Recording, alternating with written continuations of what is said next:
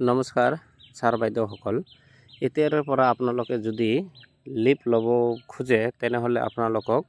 শিক্ষা সেতু পোৰ্টেলৰ জৰিয়তে এপ্লিকেশন জমা দিব লাগিব কোনো offline application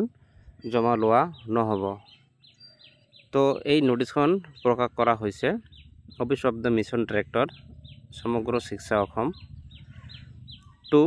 district mission coordinator all district Samagra Shiksha Assam তো সকলো ডিস্ট্ৰিক্টৰ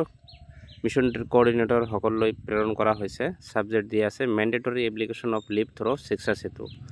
মানে লিভ অ্যাপ্লিকেশন ললে শিক্ষা সেতু থ্রো দি লবই লাগবে mandatory sir oblique madam with reference to the subject cited above it is informed that despite the online leave application provision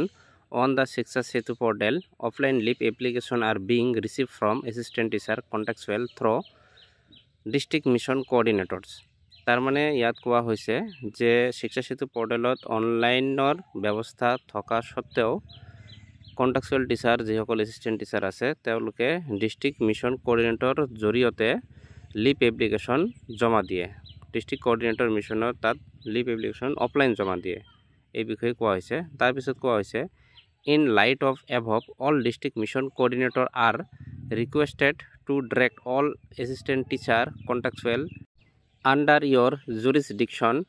to apply for leave exclusively through the Shiksha Setu from August 1, 2025. No physical leave application will be entertained from August 1, 2025.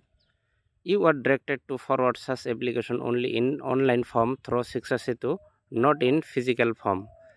ইয়াত কোৱা হৈছে যে আপোনালোকে 2025 চনৰ 1 আগষ্টৰ পৰা কোনো offline leave application district mission coordinator তাত জমা দিব নোৱাৰে এটো শিক্ষা সেতু পোৰ্টেলৰ থ্ৰু দি অনলাইনত কৰিব লাগিব তে এতিয়াৰে পৰা কন্ট্যাকচুৱেল টিচাৰ যিসকল আছে তেওঁলোকক লিভ এপ্লিকেশন লোৱাৰ বাবে শিক্ষা সেতু পোৰ্টেলত অনলাইনতে ল'ব লাগিব তো আপোনালোকে চেনেলটো নতুন হলে চেনেলটো সাবস্ক্ৰাইব কৰি ল'ব ধন্যবাদ।